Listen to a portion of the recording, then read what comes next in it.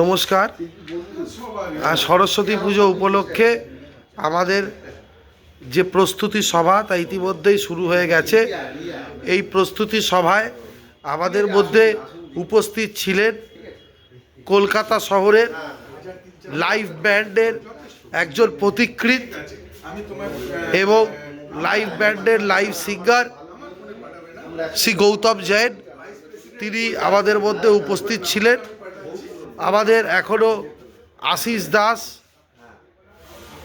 আমাদের secretary live band অ্যাসোসিয়েশনে উপস্থিত, convener Kumaresh Ghosh উপস্থিত, কৈলাস গুপ্ত লাইভ ব্যান্ডের উপস্থিত।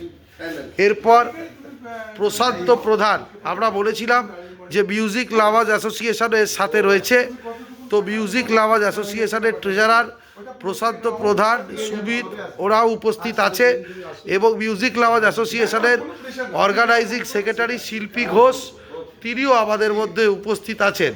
অর্থাৎ যে কথা বলছিলাম যে friends of Bhawanipur, music lovers এবং কলকাতা লাইভ ব্যান্ড একসাথে করছি। তো মিউজিক লাভার্সের পক্ষ থেকেও এখানে লোকেরা এসছে,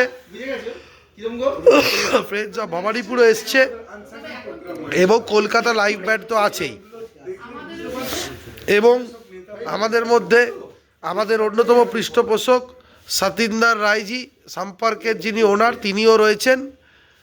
আর আমাদের এই সরস্বতী পুজো খুব শিগগিরই হবে এবং ওই দিনই আমাদের এই 1 তারিখে যখন সরস্বতী পুজো হবে, মিউজিক লাভার্স অ্যাসোসিয়েশন তো ঠিক আছে, ফ্রেন্ডস অফ ভবানীপুরও ঠিক আছে, আমরা 1 তারিখে টোটাল যে লাইভ ব্যান্ড অর্গানাইজেশনের যে কমিটি রয়েছে এবং লাইভ ব্যান্ডের যে টোটাল পদাধিকারী যত মেম্বারশিপ আছে, সেটা সরস্বতী পুজোর ওপেনিংয়ের পর আমরা ওই দিনকে ডিসলভ করে দেব এবং ওই দিনকেই নতুন কমিটিও আমরা ঘোষণা করে দেব।